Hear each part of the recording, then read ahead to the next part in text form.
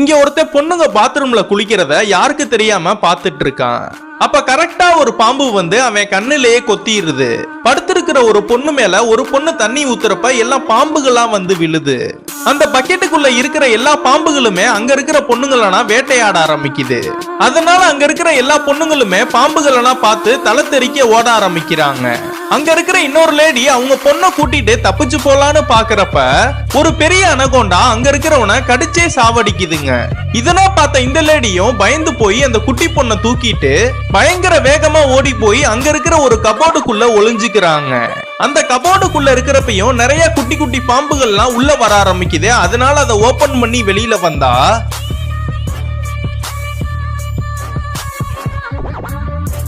ஏகப்பட்ட பாம்புகளா கிடக்குது. அதனால அவங்க குட்டி பொண்ணையை கூட்டிட்டு ஒரு பெஞ்சு மேல ஏறி நின்னுக்கிறாங்க. அப்ப அந்த இடத்துக்கு வந்த ஒரு பெரிய ராட்சச அனகோண்டா இந்த லேடியை சாப்பிடலான்னு முன்னாடி வருது.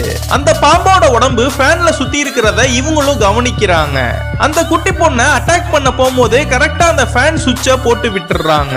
அந்த ஃபேன்லயே அந்த பாம்பு சிக்கிக்கிட்டு அங்க இருக்கிற செவுத்து மேலையும் பீரோ மேலையும் படுறனால அந்த இடத்துலயே அந்த பாம்பு செத்து போயிருது.